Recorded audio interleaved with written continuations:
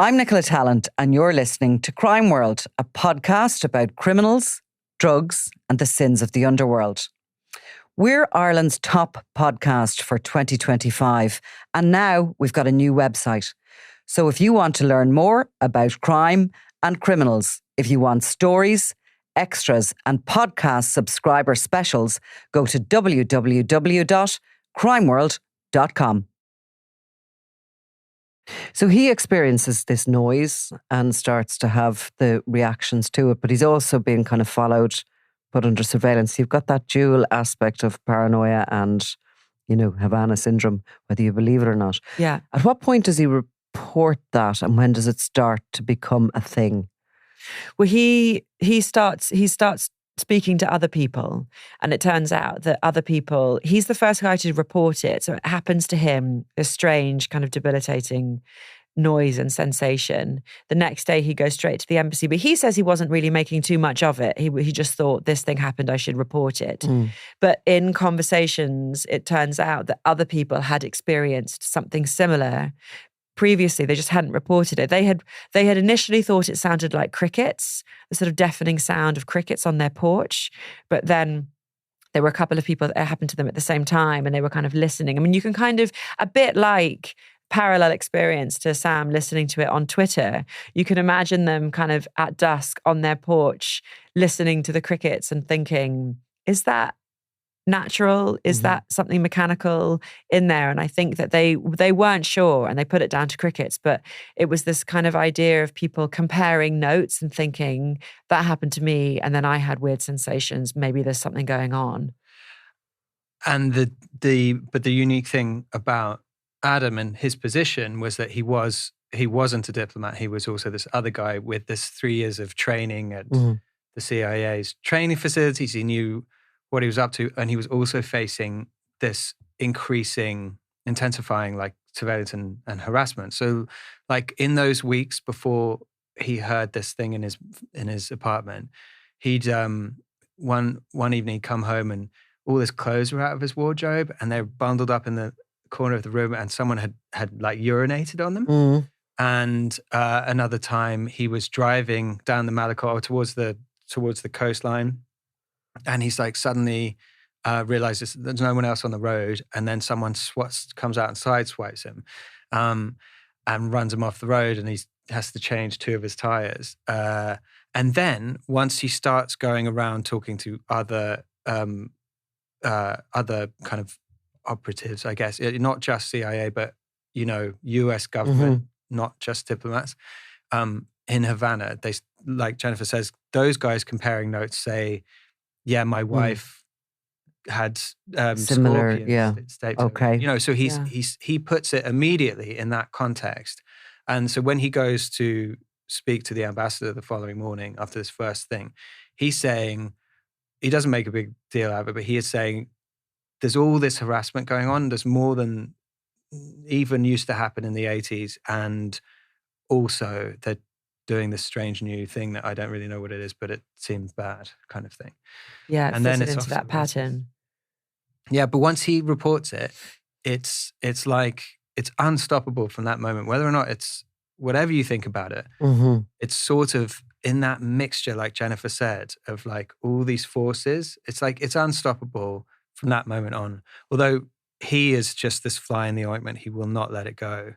And when do people start reporting it from other parts of the world, not just Cuba? Well, is it the publicity around it as well that will start? It does happen after that. Yeah. Yeah. So we then spoke to the second and third people, really, the second and third places. So around the time that it first hits the news, we spoke to the reporter who broke the story, and the kind of 2-month process he had of trying to check it out, and it's an impossible story to kind of report until, because it's so smoke and mirrors. But anyway, it then does get out there, and it's about that time that there's a guy in Guangzhou, China, named Mark Lindsay, who's working on whatever he's working on out there, who starts feeling weird in his high-rise apartment in Guangzhou, this megalopolis in China. thousands of miles, completely different worlds, so modern and all that. And, where in Cuba, part of the problem is you can't, in terms of like investigating this thing, there's no CCTV that like the Americans have access to. There's no way of kind of saying, yeah, there was a guy outside my house with a little backpack and a gun or a ray gun. But, you'd think maybe in China it'd be a different story. Anyhow, his clock starts ticking around then. And then we spoke to a guy, another CIA agent in Moscow, who's in a hotel room around Christmas, just after going to McDonald's or something. He comes home and it comes back to the hotel and wakes up in the middle of the night and he's got this noise. Yeah. And they say that they were aware of the story, but it wasn't really on their right. It was just something that was happening to American diplomats in another part. It didn't feel like something that was going to affect them. It wasn't on their minds. Certainly, that's one of the things that's come up with people who question it. Have come up with, in terms of what is the criteria for this, like what are the symptoms, what's the criteria that means you've got Havana Syndrome or something else. And some people have said, so what, because I think initially they say, where were you, what were you doing? And if you weren't a spy or a diplomat, then they say you can't have Havana Syndrome. Right. And then other people will say, but there is no illness in the world that you have to have been doing a particular job in order to be diagnosed as it. So when did it become a syndrome? And is that a medical? Yeah, when did people start using that phrase? Or is it a phrase we use? It's not an actual syndrome. Like medically, presumably, these people were examined. Yeah, they were, yeah. So in fact, starting with Adam at the US Embassy in Cuba, he was given a once-over that morning by the embassy nurse. Nurse isn't the right word. What is the word? Anyway, he was looked at, but then there have been several groups of top flight doctors who've examined them directly, and then a whole host of other doctors who've looked at really examined all the literature around it and all that's been produced by those doctors. And it's a there's a lot of really dense medical stuff to get through to try to get a handle on what's going on. But yeah, Havana Syndrome is not a medical term. It's like a media invention. But there was a team in Miami that Jennifer spent time with, those doctors there, and then another team in Philadelphia, who are like the leading kind of brain injury clinic in the US, in terms of the timeline, a group of doctors saw Adam and a few others in early, like a few months after he first got hit, when it started, or he says he got hit, where things started spiraling in Havana because word got out that this was happening, and then people were coming forward with stories about that was happening to them too. And eventually, the ambassador there had to do kind of get everyone together and say, here, some people are having this experience. Stay away from windows, don't let your kids go. And a panic ensued. So it became this really blurry thing of like, how many people are anxious and how many people are having these experiences that are so hard to... I'm sure that fed the paranoia for those who were working in the jobs and worried about it and aware of it then. Yeah. It was a bit of a warning. Especially if you had your family. Exactly. Yeah. It's... Cuba was just to go back to what we were talking about before, is what's called a hardship post for American diplomats and whoever else. A hardship post being like the around the world, I guess, if you're in Tehran, that's probably a hardship post. But like, there aren't that many of those. It's not all like just being on the beach. It's a very difficult place to be at the best of times for Americans. But it became this total, tinderbox once this word was out that you might, you might get hit. You might get hit with this. You know, yeah. and then someone came forward and said, I was doing the washing up and I just was overwhelmed by this. It was like It feels like something out of an alien movie. yeah, because Yeah. there's no sort of escape, and it's this amorphous thing that can do all kinds of things to you. This woman said she was like in the grip of an invisible hand. Yeah. And then when she moved, she thought to move because someone at the embassy, like the regional security officer, like a cop at the agency who's heard about it, told people, you know, unofficially, if this happens to you, just get away, like move. And then you say like, get off the X. If the X is on the floor, move away from that. Because we think it's a directional force. So she does that, and it's like she came out of it. But did that happen because she programmed herself to think, you know, like She was thinking about it, or the X, is it? yeah. Yeah. See, that's that sense of there's some sort of jeopardy in this story, isn't there? That is it true? Is it not? Is it real, is it not? And I think even right from the start, then there is a tension within the story between the people who believe that they are the sort of target of some terrible new weapon, and the people who, a lot of them really top, you know, the ambassador, this very senior senator who happened to be in Cuba at the time, and who are just kind of urging caution. But just take a minute. Let's try and weigh it up, because, you know, being a CIA agent is both being an operative on the ground and also a sort of, you know, there are others who are analysts and they weigh it all up and sort of, you know, you might not have proof, but on the balance of probability. And, you know, there's those on the other side who are incredibly senior, incredibly experienced, just saying there are huge consequences of pointing the finger here geopolitically. It's a big claim. Let's just take a minute to try and work out what might be going on. And the people who feel like they're on the front line of this and who are the targets for whom this is just not happening fast enough. You know, that people on the ground are in danger, you're not moving quickly enough, and you can kind of see it from both sides, I think. And as soon as Adam and a few others go to Miami to visit this doctor and his team, and are told after being examined that they have something like a traumatic brain injury, perhaps not quite that term, but something has gone on to alter their brain and how they think and all the rest of it. Then it's not just a nuisance. It's like, this could be life-changing. Like, you know, we're under attack, and inevitably, it was a weird time where, even though the ambassador kind of called this meeting and said, you know, we want to come clean about what's going on here. You shouldn't be afraid, but like, if you do want to leave, no judgment, you can leave, but don't tell anyone else about it. Yeah. So it's semi-secrecy. It's a perfect environment for like rumors.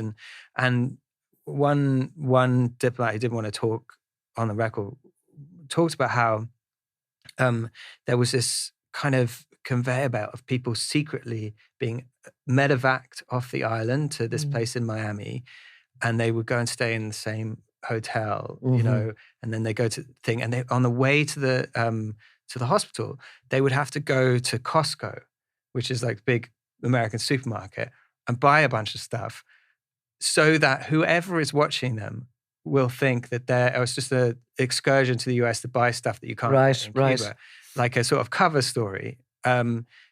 Which they all said would never actually convince anyone anyway, if they were really being spied on, which they probably were. But it sends you into this thing in a total kind of state of anxiety. But anyway, they would see each other. Like, oh, that's so-and-so who does that job at the embassy, in the elevator, on the, you know, at this hotel on the way there. But they were supposed to just keep mum about it, you know, like, oh, you're here. Oh, you know, so, oh, well, that guy has it as well, or whatever it is. And in the meantime, like, this other couple who spoke to us off the record said, when this big meeting happened at the embassy, like, this thing's going on, they had their parents on a plane coming to see them in Havana, because it was this combination of like really tricky place to work, but also really exciting and Yeah. amazing. And their parents had wanted to come there, and Adam's parents had wanted to go on a motorcycle trip and all this around Cuba.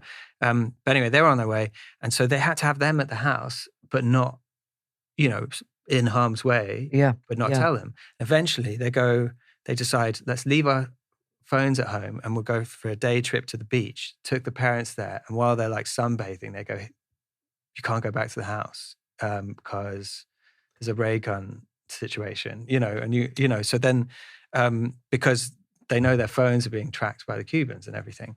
And they can only talk by the water, isn't that it? That's it. It's Yeah. the place What they did know the that they ambassador tell you? Yeah, that he felt like the only place he knew he wouldn't be recorded is in the sea. in the sea. Yeah. I mean, and in terms of Miami and Penn and the doctors, the patients would say that any medical that a person that they've ever seen has confirmed that something has happened to them. So they have all, even though How many in total? Is it 1,500 people? So even the sort of the original Havana Syndrome patients would dispute that figure and say that somewhere along the line it jumps into being a sort of form of hysteria. Yes. But it's where you're going to draw that line. So some people would say right at the start. Some people would say throw them all in. Even I think Adam would say. They all talk about a core group, and it's generally people who've been seen by the doctors at Penn or Miami, right? Yeah, I mean, Penn drew the line before China. They let one person from China in, and after that, they said that's not the same. But all of the people, the Cuban cohort, went to Miami and then went on to Penn for treatment. And so they are, they're two top specialists in the United States who have done the whole battery of tests and said there's something has happened, something is going on here. But yeah, I mean, it is a ludicrous number now. Yeah, because it sort of reminds me of the first, when COVID started or whatever, and people were told to come en masse if they believed they had it for testing. And there was something like 99.9% of people didn't. Yeah. So they were just the people who had become really sensitive to the news and the fright of it, the scare of it, and everything, and they were just fully convinced that they had the syndromes. Well, we spoke to because later on in the series we kind of go into the history of psychogenic illnesses and how that happens. And there's a guy. I mean, they call it functional illness now, is the sort of more PC term. But there's a guy who works in Edinburgh. And at Edinburgh University, and he says that actually, and several of them didn't want to talk about long COVID because to them they see that as potentially another example of this. But they say that it's just really fascinating. There's an Irish neurologist actually we also interview called Dr. Susanna Sullivan, and they talk about how the biggest thing that starts something is I don't know what the word would be, like genuine or legitimate or, an illness that you can name and put your finger on initially.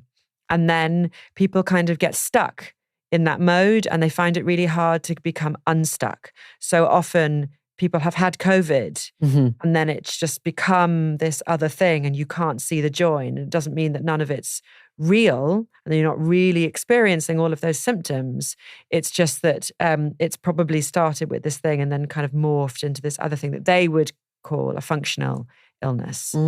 It's fascinating. But they didn't want to talk about it because none of them wanted to talk about long COVID because they were like, it's too. You keep talking about that, more people get it. Like, is that it? Yeah, or they just, it's hard because of the stigma around it. So anytime they weigh into the other debates like ME, other people say you're saying that we're faking, that we're pretending, and it's insensitive and offensive, and et cetera, et cetera. So often they don't want to talk about these things because of the stigma around them, but they feel like not talking about them means that nobody gets anywhere with them.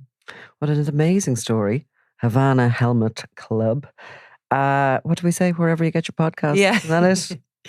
Listen, which I hope everyone knows what that means. But wherever you get your podcast, but it's also on BBC Sounds. So listen, thank you so much for coming in. Really nice to meet you both. And you, thank you so much for having us. Podcasters Unite, eh? Yeah. Thanks a million.